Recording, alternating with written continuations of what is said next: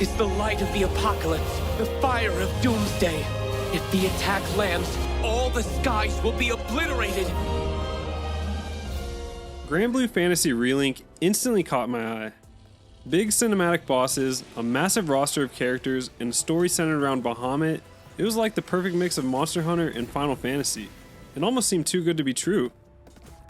I'd never even heard of the franchise until it was announced, and even then I skipped it to play FF7 Rebirth. But now with its addition to PS Plus and new DLC on the horizon, I knew it was the perfect time to dive in. So after 100%ing the game and sinking over 250 hours into it, it made me wonder, what went wrong with Granblue Fantasy Relink? This game seemed doomed from the start. Granblue Fantasy Relink is a spin-off of the original mobile gacha game, Granblue Fantasy, infamous for its predatory monetization. Some of those habits lingered, but we'll get to that later. For years, fans thought it would never drop. Announced in 2016 as a collab between Sigils and Platinum Games, the creators of Bayonetta and Nier Automata, it didn't see the light of day until 2024. Platinum Games' contract concluded in early 2019, after which Sigils took 100% of development in-house. The game runs on their custom Solista engine, delivering rock-solid 60 FPS with zero dips. Sigils is best known for their mobile games like Shadowverse, Princess Connect, and their biggest hit, Uma Masame Pretty Derby. Mobile to console ports are usually lazy cash grabs, but they went all out here. They reunited Final Fantasy legends Nobuo Uematsu and Hideo Manaba. They crushed it on some of my favorite games, FF6, FF9, and even Lost Odyssey, which I still need to play. So I love that they got to team up again. Nobuo's music is some of the best in the industry, and he made another banger soundtrack in Granblue. Just a month before release, fans finally got a taste of the demo after nearly a decade in development hell, and the hype was real.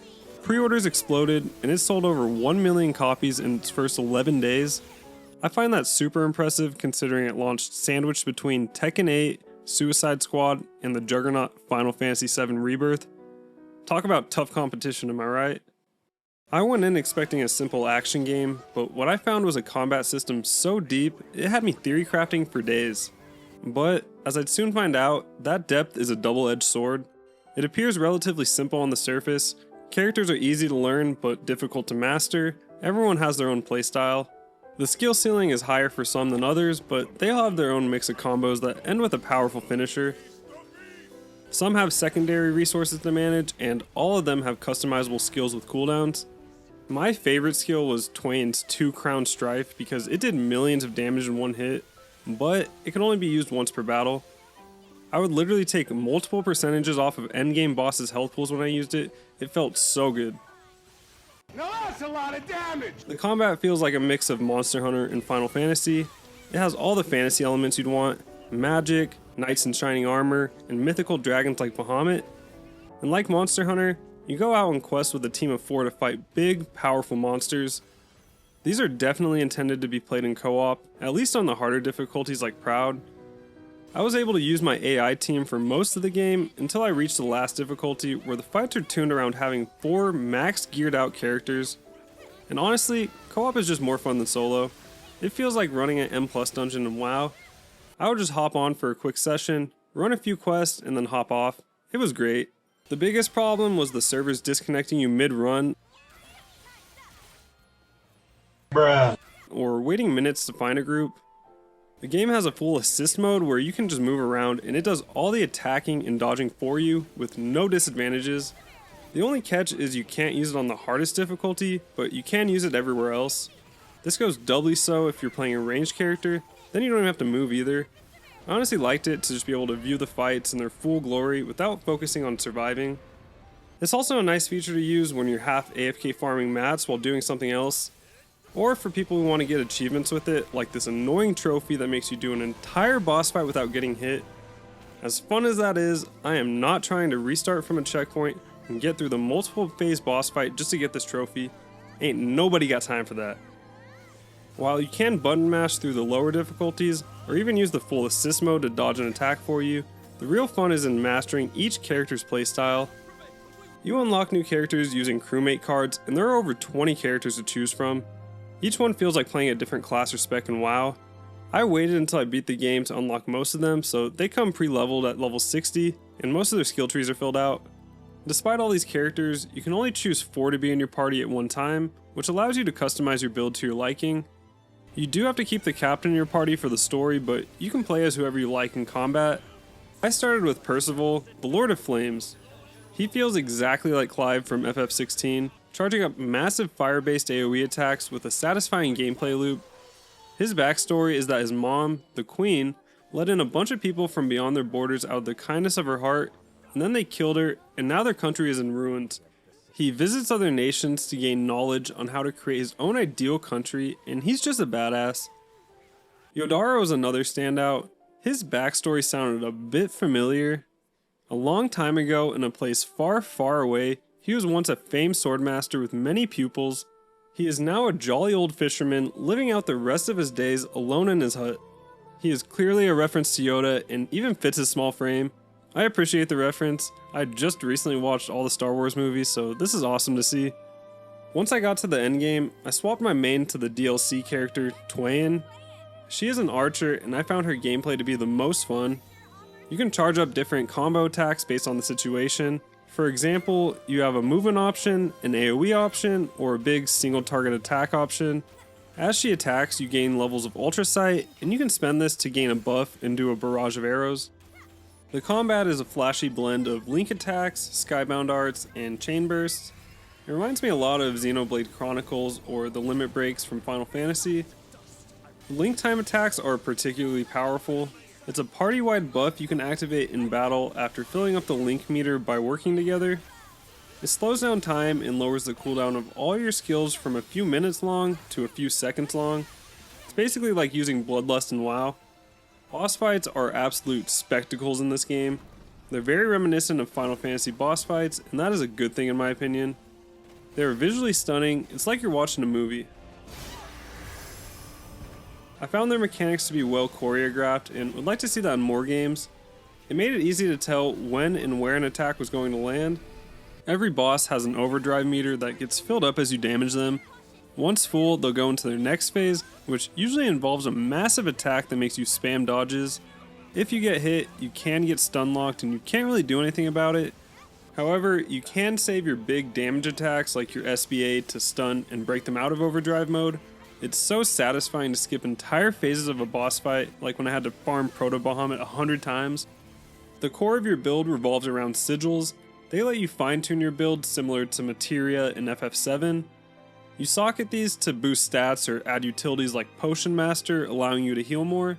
There's even a sigil that gives you a scaling attack power boost based on how many Wii Pincher collectibles you found. This was a massive boost while playing through the story. The most powerful sigils drop from the Transmarvel feature that recycles old ones to generate new ones.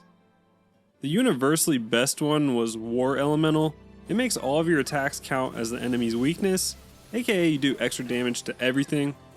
Furthermore, you can upgrade sigils, and that is necessary to progress, but my favorite thing is the sigil synthesis. You combine 2 powerful endgame sigils to target the one you want. You can even save scum these by reloading the game if you don't get what you're looking for. One thing I gotta complain about though is inventory management. These things really start to add up, and scrolling through it can be a nightmare, even with the filters and sorting options. At least you can press left or right on the D-pad to skip up or down a page.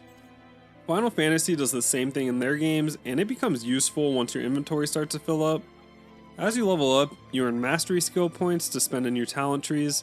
It kind of feels like a simplified version of the sphere grid from Final Fantasy X.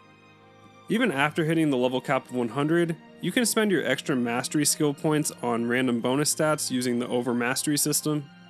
Overall, I really enjoyed building my character and feeling my damage gradually increase. The story is laid out in chapters, and every one of them feels like playing an episode of an anime. It's a nice break from the massive open world games I've been playing like RDR1 or The Witcher 3. Between your main missions and side quests, you can queue up for quick quests at the quest counter, which feels a lot like Monster Hunter. Some are just killing a boss, and others require surviving waves of enemies for a few minutes. You can do these online or co-op, but you really want to do these online because you can earn golden Dahlia badges. These let you buy rare drop materials that you can use to upgrade your weapons. I like how at the end of each quest you get a victory fanfare animation and it shows all the loot that dropped. Getting an S++ rank on any mission gets you the most rewards. You can add items to your wish list so they stand out when they drop, and you can easily sift through missions that drop them. This doesn't always work though. I could not get a single silver wolf clovis to drop, so I ran a few quick quests and bought one.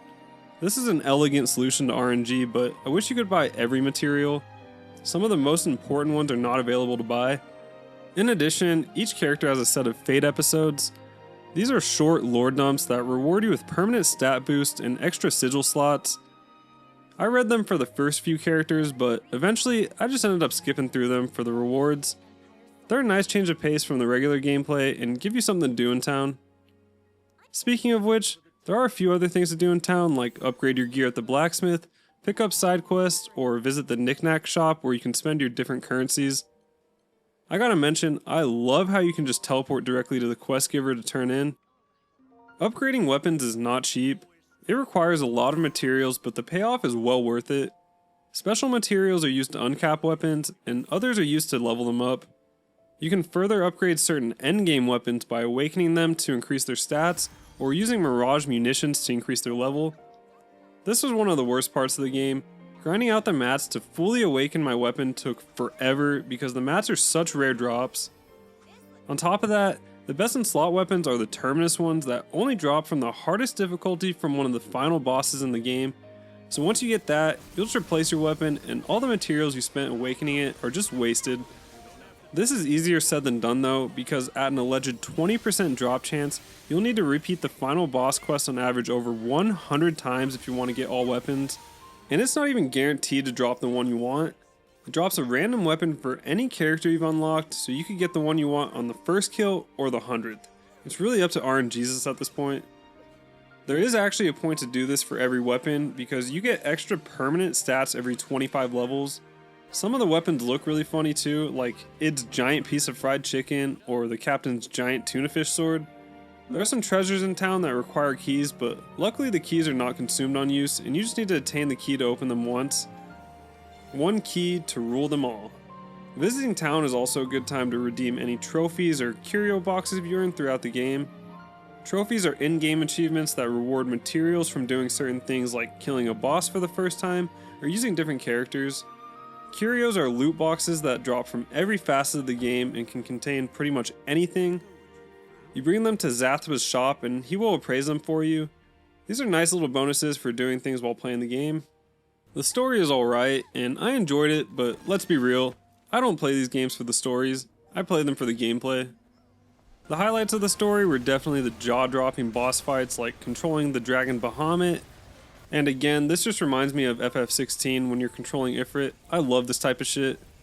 Or the giant boss Excavalion, which has the giant set pieces like Titan in FF16. Or the big ice boss where you have to hide behind the pillars of frost like Saffron in Classic WoW. Sometimes I caught myself just watching in awe at the animations during the boss battles and cutscenes. The zones were fairly linear up until this giant desert zone where you gotta sandslide into it like SpongeBob in Battle for Bikini Bottom. I loved the glossary in this game. This is one of the best quality of life features added to gaming in recent years. I know FF16 did it, and it really helps to learn the lore about the world and keep up with the story. I hope to see more games do this in the future. The plot revolves around a magic girl Lyria, who can absorb and summon primal beasts. It reminds me of someone else I know. She escaped slavery from the Erst Empire who wanted to harness her powers, kinda like FF6, another video I plan on making in the future. She did not do it alone though. Catalina, the strongest night woman in the kingdom, defected from the Empire after she saw the abuse they subjected Lyria to. She is basically the Brienne of Tarth of this universe. During the escape, they ran into our main character, the Captain Gran. The captain was on a quest to fly to the end of the known sky world into Estalucia to find her father. Gran died trying to help Lyria escape, and she didn't even know her. Lyria shared her life force to save her, essentially tying their life forces together. If one dies, the other will too.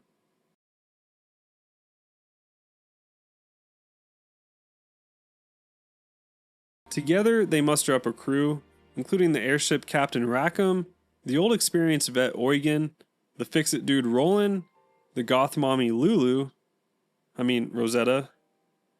and the aspiring mage Io.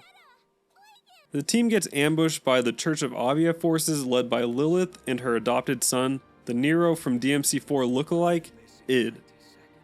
Lilith is the big bad of the story, and she sends Id to take care of us. He beats the hell out of the entire team in a scripted loss and takes Lyria. They put a slave collar on her and force her to absorb unwilling primal beasts so that Lilith can control their powers. We chase them down on an airship and fight her general Gyanza. He does his best impression of the Silver Surfer from Fantastic Four and throws his spear and flies off on it like a surfboard. So that just happened. Lilith's goal is the same as the captain's, to reach Estelucia, the fabled island of the Astrals. She herself is an Astral and reveals Roland is one too. They were left behind after an ancient war in the Sky Realm, and Lilith wants to return home. To do this, she needs to open an Astral Gate. Her plan is to summon the primal beast Angra Mainyu and have Lyria channel the powers of the other primals into it. Roland reveals that if she succeeds, the energy surge will tear the Sky Realm apart. Her salvation for her people is an extinction event for everyone else. Lilith rips open a portal to Estelucia, just like Sylvanas did with Shadowlands, and takes Roland with her. Now we have to go save Roland. The big twist of the final chapter is when Id betrays Lilith after seeing her true colors. She never really cared about Id as a son. She only cared about the sky god Bahamut inside of him. She placed a fragment of Bahamut inside of him and sealed it away with a slave collar, just like Lyria's. This is what gave Id his powers to transform into his Ragnarok form. My hands. What am I? After Lilith forcibly awakens Bahamut Versa inside Id, we have a massive climactic battle. Lilith dies, we beat the dragon and pull it out,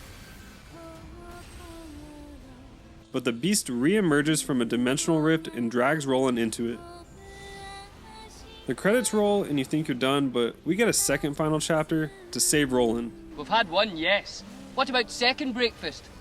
To save him, you have to find his missing journal notes, and the only way to get them is by doing chores for people around town.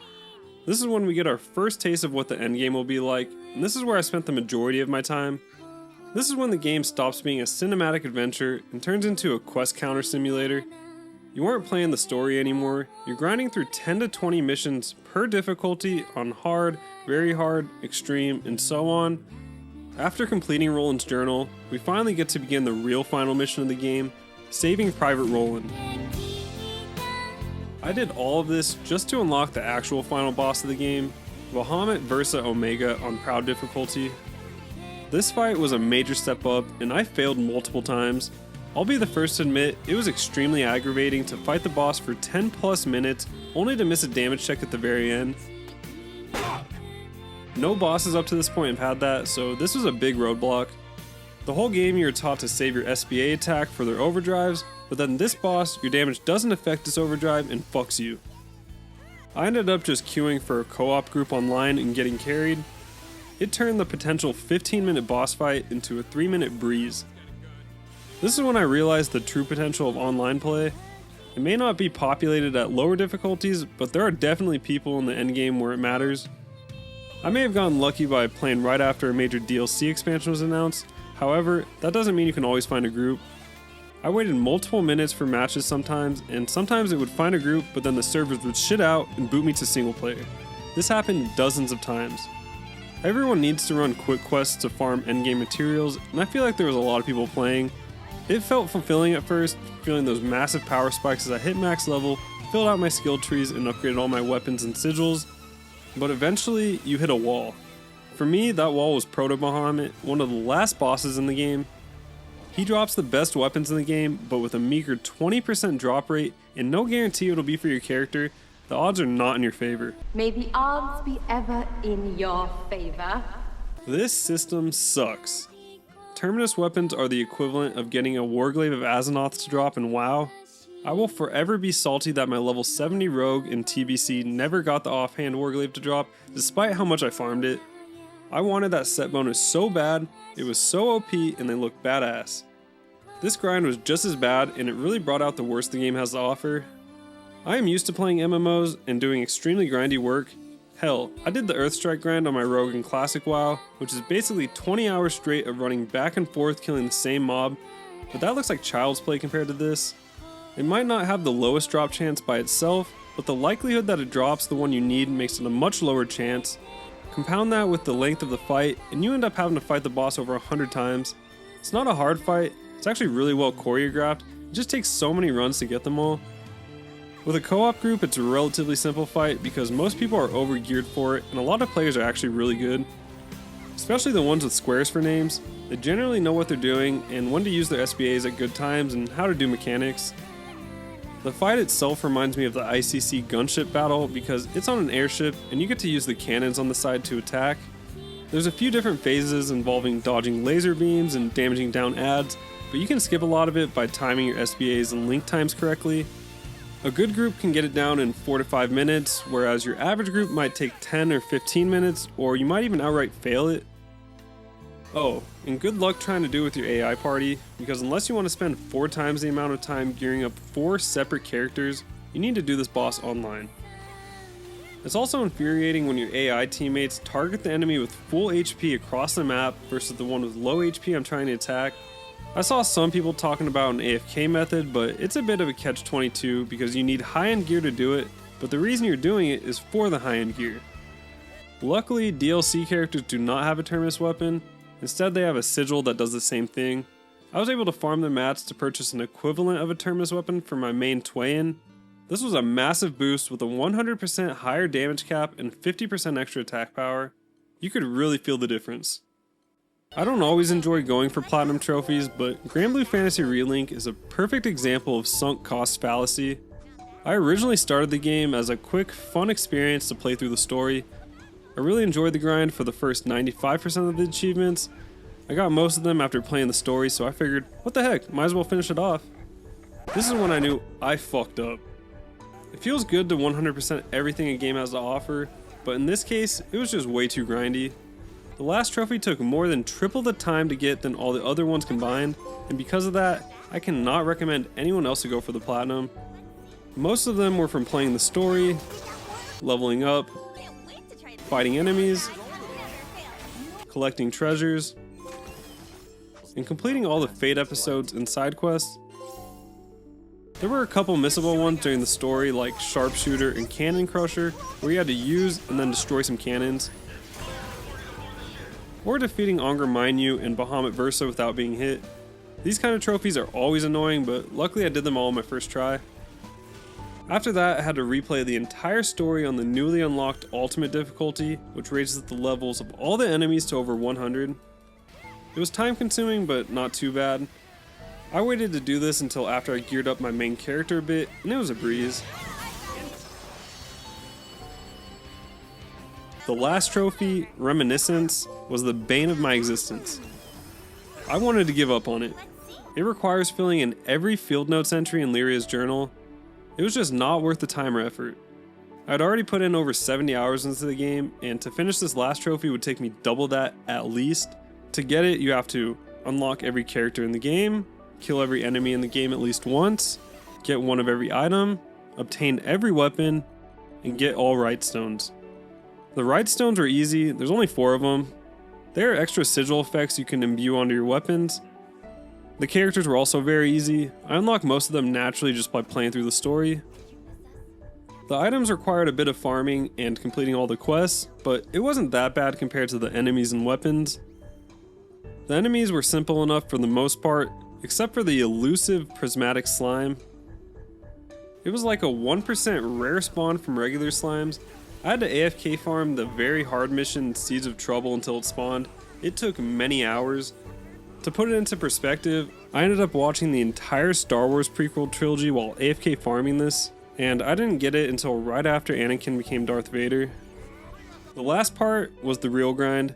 There's a total of 19 characters in the game and 114 weapons. 95 of those weapons are craftable, so I already had most of them. The problem was the other 19. Every character in the game has a Terminus weapon, and like I said earlier, it only drops from Proto Bahamut, the hardest boss in the game before DLC. To be able to even face this boss, you need to max out pretty much every piece of gear for the character you're playing. This trophy was not fun and I did not enjoy going for it. The only saving grace was that I grinded it out over a period of multiple weeks. I think I would have gone insane if I did it all at once. Sometimes you get 2 in a row and sometimes you go 10 fights without a single drop. It really is frustrating. I wish there was some sort of bad luck protection or a way to guarantee a drop after a certain amount of kills. Although I must admit, it did feel really good every time you got one to drop.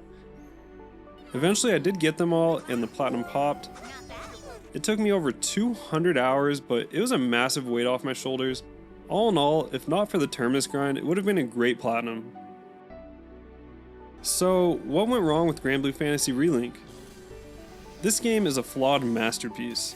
It feels great to 100% the game and know you did everything there is to do, but I gotta say, that took way too long. I spent 70% of my time going after Terminus weapons. I really enjoyed it up to that point, but it was just repetitive killing the same boss 100 times over. I love good grinds in MMOs, but RNG in this game is not on your side. Don't get me wrong though, I enjoyed every minute I had playing this game outside of a few punishing drop rates.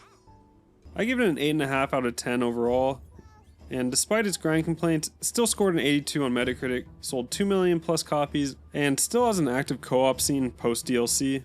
This proves it wasn't just a niche spin-off, it was a legitimate hit. So, have you suffered the Terminus grind? What did you think? And what should I play next?